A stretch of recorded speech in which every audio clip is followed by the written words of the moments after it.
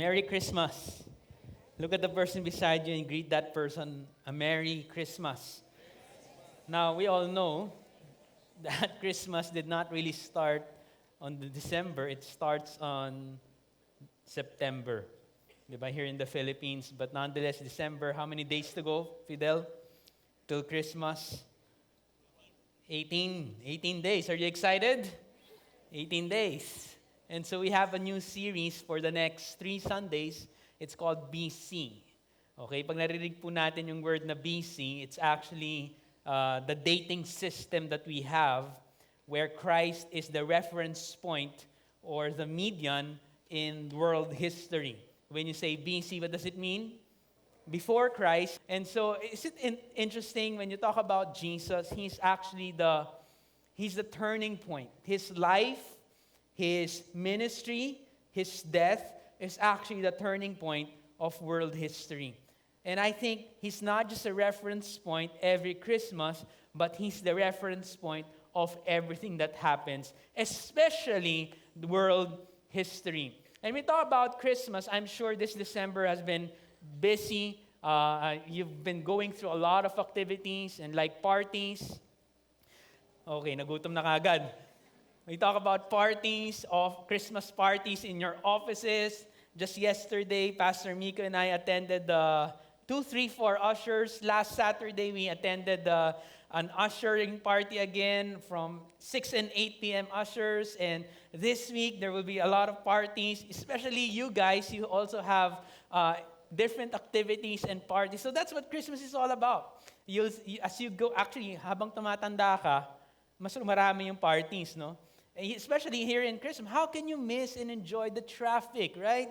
The traffic in EDSA and C5 and all the streets out there. It's traffic when Christmas is on, or probably shopping. How many of you have started buying stuff for yourselves and buying stuff for others? You've been going to the mall, I think for women. I think it's women's Garden of Eden. They go to the malls, find the best deals, and shop and buy gifts. For some of you, you do the last-minute shopping. And so Christmas is all about that. I mean, parties everywhere, traffic, shopping, or probably the gifts you're expecting to receive, or the gifts you're planning to give, or the aguinaldos, the, ano yung Chinese? Siopao, ampao. Okay, so, diba, these things, you're looking forward to the gifts and hoping you receive what you're really asking God for. But I want us, even as we go through all this, and there's nothing wrong with it. Okay, let me be clear. There's nothing wrong with these things. I mean, shopping, partying, enjoying and hanging out with other people, spending time with them, giving and receiving gifts. There's nothing wrong with it. I'm sure you'll be busier the next coming weeks. But just make sure that the reason for this season is Jesus. He's our reference point. And that's the goal of this series, is for us to always have a fresh reminder. I mean, it's good. I mean, in a Sunday service like this, when we're gathered as a spiritual family, it's good. It's a fresh reminder for us that it's all about Jesus. Never lose that focus. You can go through all the activities. It's fine. Enjoy it. Enjoy 2014 while it lasts. But never lose the essential truth that the reason why you're celebrating is not for the sake of holidays, but it's for the sake of one person who gave his life for us. And that's Jesus. And that's a reminder for us as Christians. Ay, may nakalimutan ako. How about the singles, di ba? Single ready to mingle. How many of you here? Ay, wala talaga ha? Di ba? Yung SMP, alam mo ba yung SMP? Or even if you don't have a lover or a partner now, di ba? How many of you believe you're complete in Jesus? Di ba? It's okay. I've been a single for a long time. I've been single for a long time. And you know, the pastors here in Victory, don't tell it to others. I have bitterness against them. When I was single, they kept on teasing me. Pinipersecute ako, single. Di ba? Darating yan, Patrick, darating. Kaya nga, every time when I was still single back then and spending Christmas, I remember the song of Ariel Rivera. Pasko na naman. Ngunit wala ka pa. Di ba? So, whether you're single or married or whatever, may mga single kaya I can relate. Kung medyo matagal si Lord gumalaw, wag mong tulungan si Lord, just wait on His timing. Okay? So whether you're married, single, student, young or old, man or woman, remember the reference point, the reason for this season is about Jesus. And that's what we're going to talk about tonight and for the next 2 Sundays. When you look at the Old Testament is very interesting because in the Bible, there are actually 66 books. New Testament and the Old Testament. It's divided into two. In the Old Testament, there are, if I'm not mistaken, there are 39 books. Okay? In the New Testament, there are 27 books, if I can do the math. 39 in the Old Testament, 27 in the New Testament. In the Old Testament alone, talking about the coming of Jesus, there are actually 300 plus prophecies scattered in some of the books in the Old Testament. That includes the major prophetic books like Isaiah. In Isaiah, there are a lot of messianic prophecies. A prophecy that's pertaining to the coming of Jesus, the first coming. There were prophecies regarding the second coming, but it was more focused on the first coming of Jesus. Even in Psalms, don't you know that some theologians say that Psalm 22, Psalm 23, and Psalm 24 are messianic prophecies? The Lord is my shepherd, that include 22, 23, 24, are actually messianic prophecies. There are passages there that talks about the coming of Jesus. In fact, the Israelite nation, when they heard this prophecy, they were looking forward to this coming king. Even if probably they had a wrong perspective of who Jesus was, because they thought it was going to be a political king, like an emperor who will establish his rule on earth. But nonetheless, almost all Israelites who heard these prophecies were looking forward to the coming of Jesus. In fact, in what we're going to study now in Isaiah chapter 7, let's look at Isaiah chapter 7, from the book of Isaiah up to Matthew, the first book in the New Testament. It actually took 700 years for those prophecies, some of the prophecies, to be fulfilled. 700 years. So imagine mo, if you look at the Old Testament, the coming of Jesus was like a trailer of a movie. Have you seen the trailer of Star Wars already? Or teaser of Avengers? It's like when you look at the Old Testament, there were a lot of trailers or teasers of this coming king. When you look at the prophecies. In Isaiah chapter 7, the verse that we're going to read now, up to Matthew, it took 700 years. In Malachi, the last book of... Is it okay if I keep on giving you information like this? You won't have a nosebleed. Okay.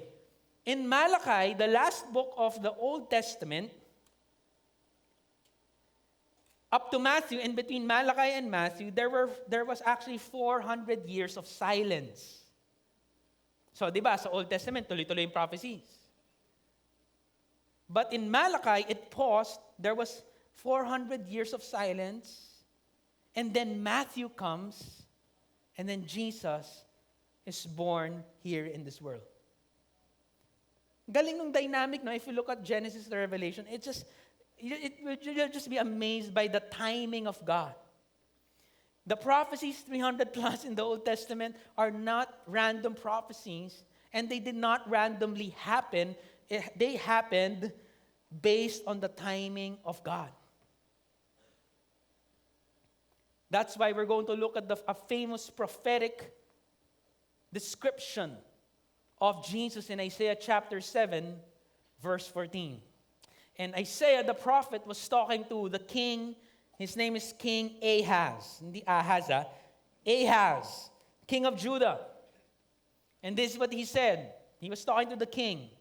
He said, therefore the Lord... it was 700 years before the coming of Christ. So he gave this prophecy 700 years before. It doesn't make sense, right? I mean, look at this. He said, therefore the Lord himself will give you a sign. Behold, the virgin shall conceive and bear a son, and shall call his name Emmanuel. That was one of the many prophecies that Isaiah uttered to the king of Judah back then.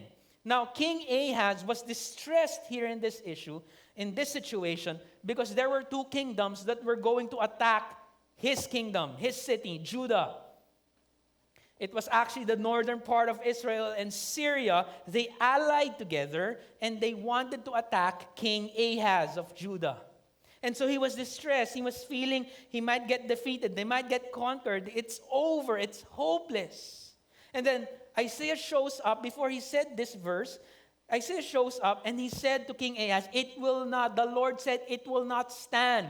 Yung plano ng kontrabida, nung kalaban mo, yung Syria and northern part of Israel, it will not stand. In fact, they will be desolate and empty. There will come a time where these cities that are fighting against you will be defeated. It's going to be desolate. And then sabi ni Isaiah, do you want a sign from the Lord? Sabi ni King Ahaz, syempre minsan pakipot, di ba? Hindi na, I believe God. And then sabi niya, no, I'll give you a sign. Isaiah said, I'll give you a sign. There will come a time. See, it doesn't make sense, right? If Isaiah said they'll be defeated, it's okay, that's enough. But the fact Isaiah gives a prophecy of a coming king makes King Ahaz, even us, confused. Napakialam ko kay Emmanuel. Concerned lang ako sa city ko ngayon. But yet he said this, there will come a time, a king will come, his name will be Emmanuel. The sign was, before even Jesus was going to be born here in this world, the sign, those two cities that were trying to conquer Judah and defeat Judah are gone. In fact, if you look at history, that's what happened. When Jesus was born, Syria and the northern part of Israel was desolate and empty before Jesus even came. That was the sign, but that was a trailer. Not knowing 700 years after in Matthew, all this took place to fulfill what the Lord has spoken by the prophet Isaiah. And he said, behold, the virgin shall conceive and bear a son, and they shall call his name Emmanuel, which means God with us. 700 years after, the prophecy was fulfilled, and Jesus truly, for certain, he has come into this world, and he was named Emmanuel. That's what we're going to talk about tonight. When you go through Christmas, this holiday season, what is the implication when we start understanding? Yes, we know that Jesus is the focal point. He's the reference. He is actually the reason for this season, why we're celebrating all the things we're celebrating about. It's because of Jesus. But what is the implication when you start understanding that He is named Emmanuel? Ano po ba ibig sabihin nun? Anong implication sa atin nun when you understand God with us? When you look at it, when you say God with us, the first implication is this. He dwelt among us. We can say now, God is with us. Not in physical, in spirit. He's with us in spirit. We can see that tonight. But the fact that He dwelt among us, there was a time in world history where this God, this creator of the universe, King of kings and Lord of lords, came down here on earth and became 100% God, and He became 100% man. That's something else. He dwelt among us. He became like you and me. The implication of this is when He dwelt among us, He became human, frail, sensitive, emotional, sometimes gets physically weak, sometimes gets hungry, gets thirsty, gets frustrated, cries, laughs, has a sense of humor. He became like us. He dwelt among us. You ever heard the song in the 90s, what if God was one of us? You ever heard that? No professional fee, sorry. I'm not called to sing. But you know that song? Joan Osborne? What if God was one of us? You know, when you answer that question, the Bible says He became like us. But the difference is, he had no sin.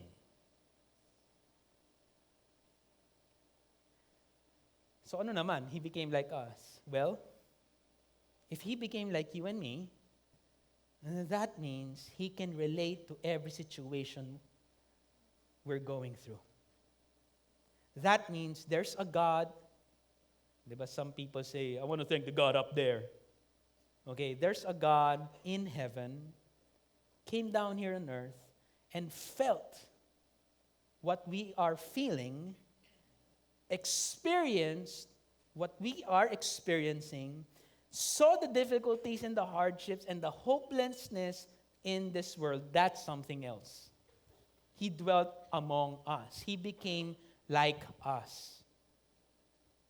You know, sometimes when we go through tough times and we cry out in anguish and in pain and frustration, di ba we say, hindi mo naintindihan yung pinagdadaanan ko. You ever heard that? Or you ever said that? Hindi mo eh. Iba tayo, di ba?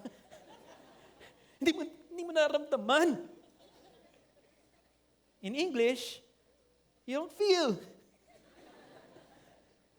Sometimes we think, how can you comfort me if you haven't experienced what I've experienced? Listen, you know why God is a comforter? You know why God is a comforter and a person who gives us space, who can cover us in tough times? Because He felt what you're feeling. He became human like you and me. That's something else. You know why? Because in Eastern and in other religions, the conception of God is something detached from a dirty world. Give an example. I'm sure we studied it in our schools. Greek mythology. Where do the Greek gods live? Olympus. High and lofty, comfortable place. They do not involve themselves with the dirty and practical things of the world. If you look at Greek mythology, right? They try to intervene, but they will not come down and live with hopeless, frail, dirty people. They wouldn't do that. Other religions, I'm not here to mock. I'm just giving us a truth here. Even Buddha. We studied Buddha in our schools, right? What did Buddha do before he reached the band Nirvana? What did he do? He became a hermit.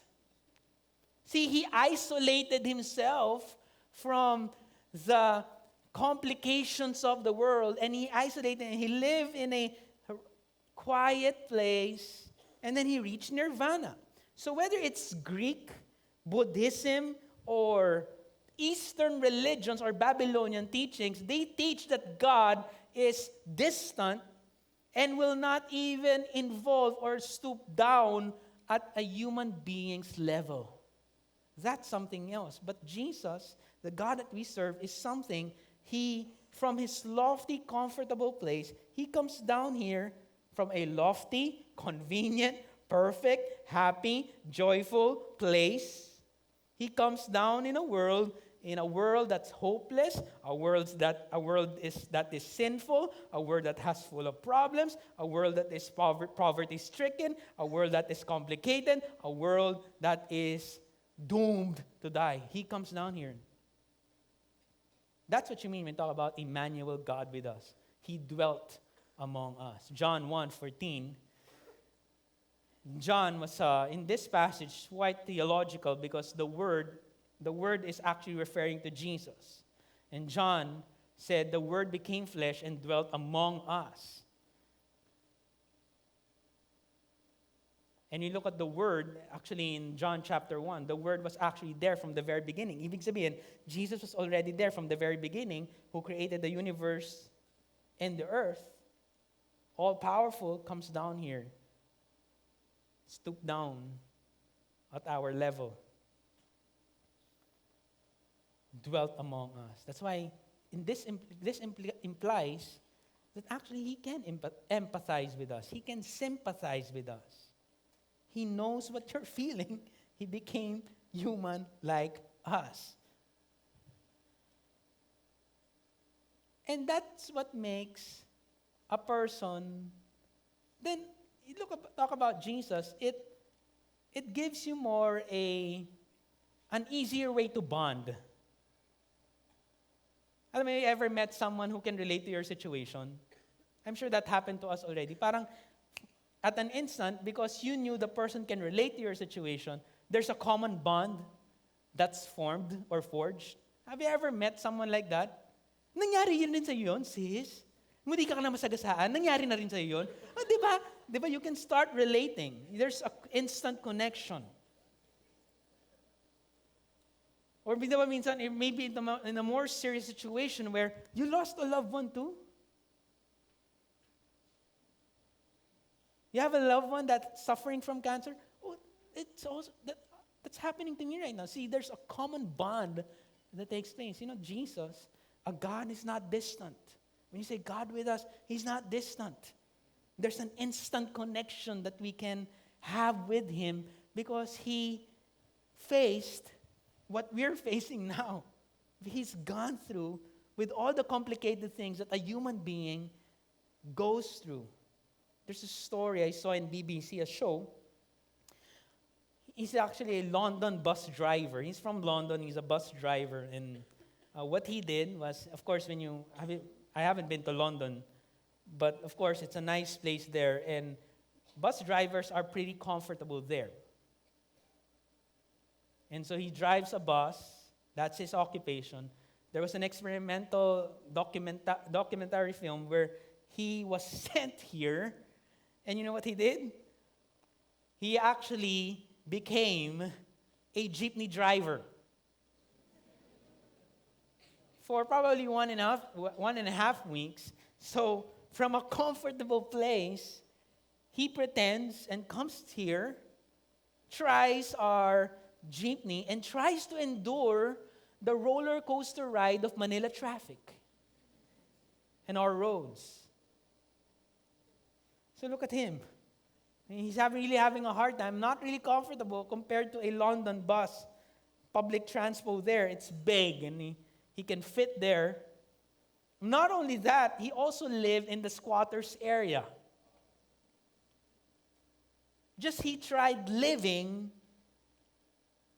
a lifestyle of probably a jeepney driver. And then after that, he comes back. And then the article said his life was changed. He had a bigger perspective. He saw the difficulties that a regular jeepney driver goes through. The economic, the financial complications of a Filipino jeepney driver. Now, it doesn't make sense, right? You're in a comfortable place. Why go there?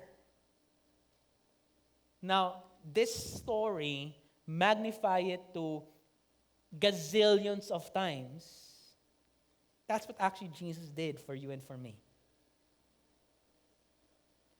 Emmanuel, God with us. Not a distant God, but someone that can connect to each one of us because He became like us without sin. Dwelt among us. But number 2, the second implication is this. He also dealt with our needs, our felt needs. He saw Jesus when He was here, and you look at the gospel, He saw the difficulties of people, different needs of people. From spiritual need, a person who's possessed by a demon, from a person who's physically sick, a person who just lost a loved one, or even a woman who's devalued and looked down on. He did a lot of things. Now, there's a big difference between a spectator, an audience who just gives comment, part of an audience who just gives some comment, and does not really do something about it. But here, Jesus, hindi lang siya nagdwell among us. He didn't just become like one of us, but He also, while in His ministry, He did something with our needs. He did something about it. And usually Filipinos, we are so good and we are so expert in giving opinions, right? Wala nang pag-asa yung gobyerno, di ba? Wala na yan, tapo na yan. Magbubunaw na yung mundo, di ba? Bumalik na si Diyos, kunin mo na yan, Lord. Sometimes we're so good in giving our comments, but we can't even do something with people's needs or the issue at hand. We're like that. We're so good in giving our comments and our opinions. Here, Jesus, a God who's reigning in heaven forever and ever, comes down here, becomes like one of us, but at the same time, does something with the different needs of people. 9:35, Matthew, he said, Jesus went throughout all the cities and villages, teaching in their synagogues, teaching, proclaiming hope, the gospel of the kingdom, and healing. These are a few of his ministry work. Healing every disease and every affliction. Jesus answered them. In Matthew 11, verse 4, Jesus answered them. He was talking to the small group of John the Baptist. Because here in this scripture, John the Baptist was kind of doubting. John the Baptist was sent to prison, was about to die, about to be beheaded. And so, syempre, pag ikaw si John the Baptist, di ba, will I give this my life? Will I be willing to give my life for this person who's dubbed as the Emmanuel or Jesus? So, at the point of death, John the Baptist was probably probably doubting already. Will I give my life? Am I willing to die for this cause? There's this Son of Man who's been healing, and so he wanted to make sure before he dies, he said, he talked to his small group, can you ask, because he's in prison, can you ask this Jesus if he's really the Messiah? And so this Jesus talking to the small group of John, go and tell John what you hear and see. He said, John, I am the Messiah because the blind receive their sight. The lame walk, lepers are cleansed, the deaf hear, the dead are raised up, and the poor have good news preached to them. Jesus dealt with our felt needs, the real needs. Jesus dealt with those. That is not to say he even fed almost 9,000 people. Pagod na nga si Lord sa kakapreach, pinakain pa niya. 9,000 people, feeding of the 5,000 and feeding of the 4,000. It's not even included here how Jesus, and listen to me women, how Jesus valued women at that time, because women were second-class citizens in their culture, but Jesus valued them highly. Remember, Jesus was talking to the Samaritan woman who had multiple relationships, who had lost and doesn't know her direction, but yet Jesus valued her and showed compassion and love to her. That's not even to say where Jesus, the adulterous woman, forgave her, where the majority was about to kill and stone this woman, but yet Jesus gave her hope and stood up for her. It's not even included here how Jesus turned water into wine in the wedding. How God provided for that. He dealt with our needs. Dwelt among us, but yet He did something for us. That is not even to say how He forgave all the messed up people out there, the tax collector, the prostitutes, how He delivered people from demon possession, so on and so forth. Dealt with our needs. That's Emmanuel, God with us. Have you ever seen or watched the movie Dark Knight Rises? But parang Christians, it's still okay to watch movies, all right? 2 years ago, I saw this movie, and I remember a scene where Gotham was in chaos. Remember that scene? Gotham was in chaos, and Bruce Wayne, Batman, and Catwoman, they actually have a chance to run away. to leave Gotham behind and let them deal with their own choices and with their problems. And Catwoman said, you see it? You don't owe these people anymore. You've given them everything. She was actually telling Batman, you don't have to help them. Just run away. Leave them behind. This hopeless city, leave them behind. They're going to die anyway. You know what Batman said? Not everything. Not yet. That means the dedication, the compassion of this Cape Crusader. He won't give up on that city. He will, at the last breath, he will continue helping them out, giving them hope. And I remember that scene because that's actually a picture of Jesus. You know, if I were an angel of God, I don't even look like an angel. If I were like an angel of God, I would have told Jesus, Lord, 32 years. 32 years on planet Earth. These people don't owe you anything. It's a hopeless case. Why waste time? Deal with their needs and dwell among them. The sinful people. Ako rin yun eh. The sinful people, hopeless people, doubtful, fearful, and all the sorts. They're hopeless. Are you thankful Jesus did not give up on us? He didn't give up on us. He saw something great in our lives. He saw a potential. That's one thing that amazes me when he calls people. He sees a potential, a great potential in the hearts of men and women. And look at that person beside you. That person, Jesus believes in that person. Parang yung mga iba duda. Tingnan. Jesus cares for that person, for you and me. Doesn't give up. He does something with our needs. He's Emmanuel, God with us. And the third one is He dwelt among us, became like us. That's why He can empathize with us. He dealt with our needs. There's compassion in action. The third one is Emmanuel, God with us. He delivered us from our sins.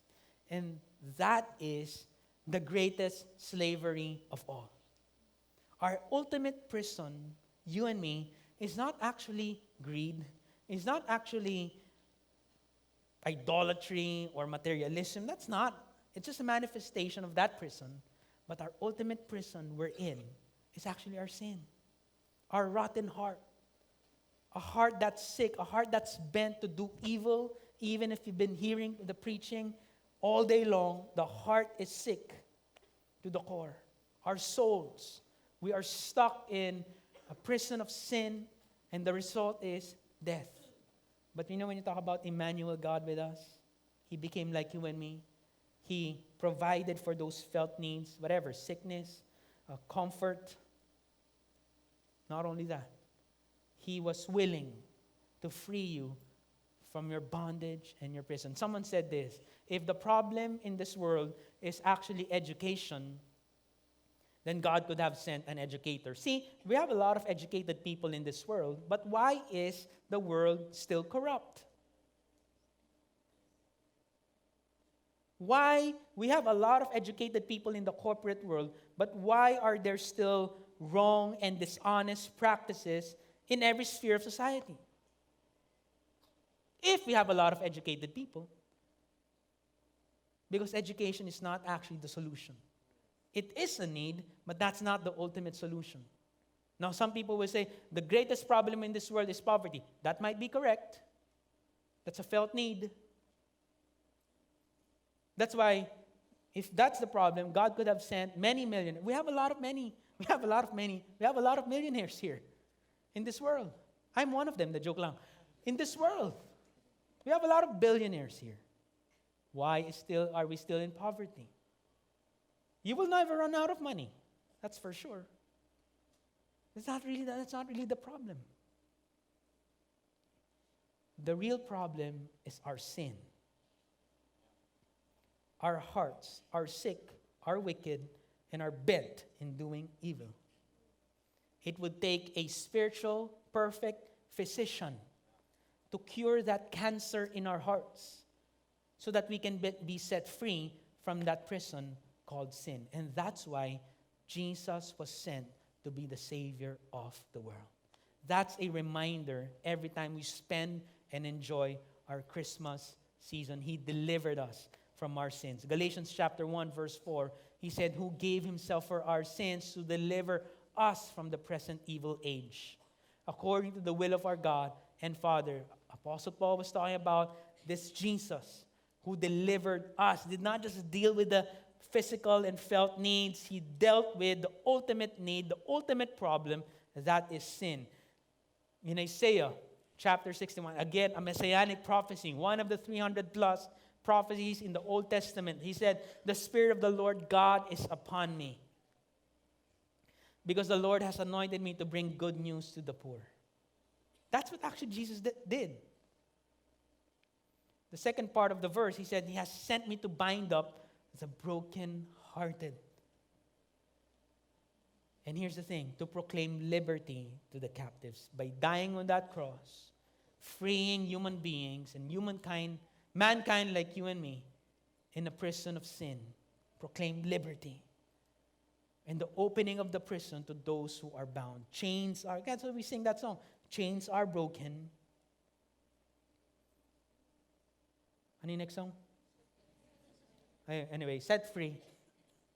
Chains are broken. Prison doors open.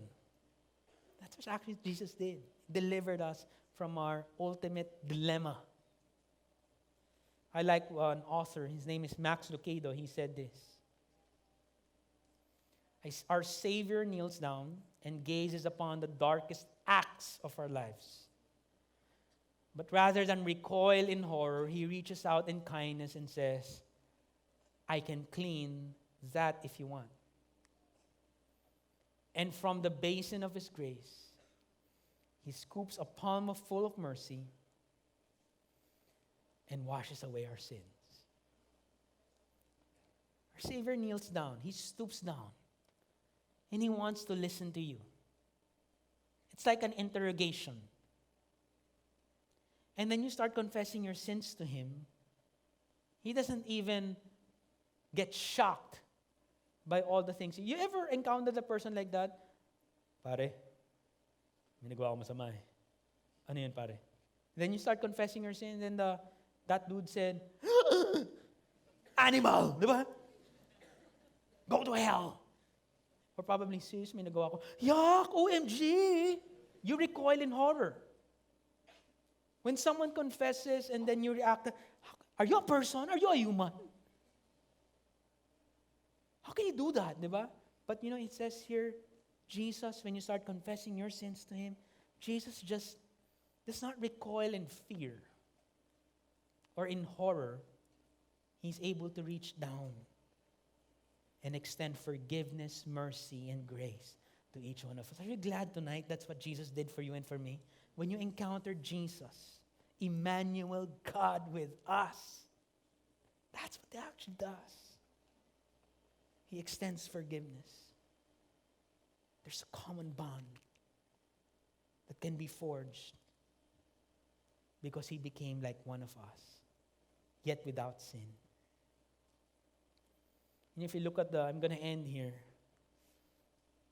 If you look at the different characters of the Bible, they actually have, just like this one, darkest act. And you look about all the men and the women in the Bible, most of them, we're actually just like one of us. Terrible past.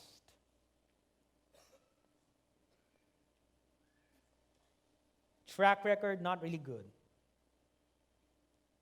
But because of the grace of God and the mercy of God, full of mercy, washes away our sins. Their lives were turned around, and they were not even known They were not even known by their despicable acts. Look at this before I give a comment. Some of the men and people in the Bible that God used, without God, that's actually their track record. Abraham was deceitful, the father of many nations in Genesis 12. Genesis 11, he was actually a pagan. He actually didn't believe in God. He was a pagan. And then the Lord reveals himself to Abraham, and then his life turns around. And not only that, he gets impatient, sleeps with her servant, lies about his wife. David. We think that David was just a giant slayer, right? King, a man after God's own heart. Don't you know that David was actually an adulterer? He committed adultery with Bathsheba. Not only that, he murdered the husband of Bathsheba. Jacob was a liar. He cheated his older brother to get the blessing. Jonah, you know Jonah? The one who parted the Red Sea? Jonah was a preacher, right? You know why a whale or a big fish swallowed him? Because he was arrogant. He was actually, I don't know if it's safe to say, a racist, but he didn't really like the people group that he was going to preach to. He was arrogant and had no compassion at all. Miriam was a gossiper. Moses had the short fuse. That's why he didn't enter the promised land. Because he lost his temper. Elijah was suicidal. No, he didn't cut his wrist. But Elijah ran away from a girl named Jezebel. He was scared. He wanted to die from a girl. Peter denied Christ. Kala ko ba si Peter lakas ng loob, but he denied Christ. Apostle Paul, one of the prolific authors in the New Testament, was a murderer. He murdered Christians. But you know what? When you look at these names, they were not known by their despicable acts. They were not known by their past. They were known by the calling of God in their lives. And you know why that is? It's because of the grace and the mercy of God. Jesus Christ, Emmanuel, God with us, turned around these lives. And I believe that's what He did to you and to me. Emmanuel, God. Can we just all stand right now? I'm going to ask the worship team to come. I want us to be reminded, church, my brothers and sisters, this December, you can be busy with a lot of things, that's fine. Enjoy your family reunions, great. Eat a lot of lechon, watch it. Fine. Have fun this Christmas season, yes. Listen, Christmas becomes more meaningful when we start understanding and remembering what Jesus did to you and to me. And that's my encouragement for you. You will not be known. If you have Jesus in your life, you will not be known by your despicable and shameful and sinful acts. Therefore, if anyone is in Christ, he is a new creation. The old has gone, the new has come. Your lives will no longer be the same. You will not be known by your past. You will not be known by your sins. You will be known because the righteousness of Jesus was imputed in your life. That's why we can celebrate Christmas. Amen? We just lift our hands to God. Lord, thank you. Thank you, Jesus. You are Emmanuel, God with us. You are Emmanuel, God with us. Lord, we just don't say happy holidays. We can say Merry Christmas. Lord, because you are the reason for this season, Lord. Because that's what you did. You can give us hope. You can give hope to the hopeless, Lord. You can give strength to the weary. You can extend forgiveness to the sinful. That's what you did, Lord. Just start on your own words. Start thanking God. Just thank Him. Lord, thank you for what you did for me.